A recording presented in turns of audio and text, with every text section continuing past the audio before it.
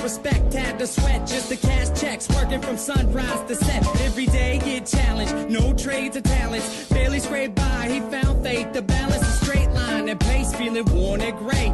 Poor with 4 seeds, one more on the way. It was hard days indeed, all work and no play. He made sure things on the surface were okay, but something disturbing within his mind was lurking. A slight twilight breeze would ease in through the curtains at night. It's like the sermon of a twisted apparition was urging him to listen to the train in the distance. At first it wasn't intense, just one little instance. Sure, it didn't occur, he turned to resist it, as if it wasn't much more than just a figment of his imagination. But for days it was persistent, and it went, follow me, follow me, follow me, follow me. And it got louder, follow me, follow me, I have something to show you. With time, people noticed he was acting berserk.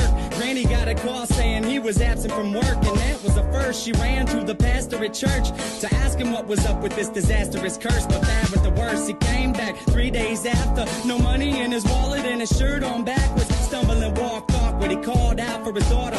Right before he split, the last lesson he taught her was this: if you ever have a son, let him know that his granddad loved him. But by the time that he's grown, be sure to see this song deep down into his dome. Don't ever walk to the train tracks alone. With that, he backed up, reached out for his jacket, told her not to act up, and cracked up laughing. After all that happened, he left, never to be seen. 15 years later, when my mother had me. Her dad lived a life people can't understand. Went from a family man to rambling man, a gambling man that burned both ends of the candle. Folded his hand in, it was too hot to handle. Sitting on the tracks, waiting for the night train, looking down the road, ain't never gonna go back. Listen for the whistle through the wind and rain. Now who's gonna ride the devil's train tonight? Sitting on the tracks, waiting for the night train, looking down the road, ain't never gonna go back. Listen for the whistle through the wind and rain. Now who's gonna ride the devil's train tonight? When I was a child, my mom dropped fables and stories to warn me of the dangers that were laying before me.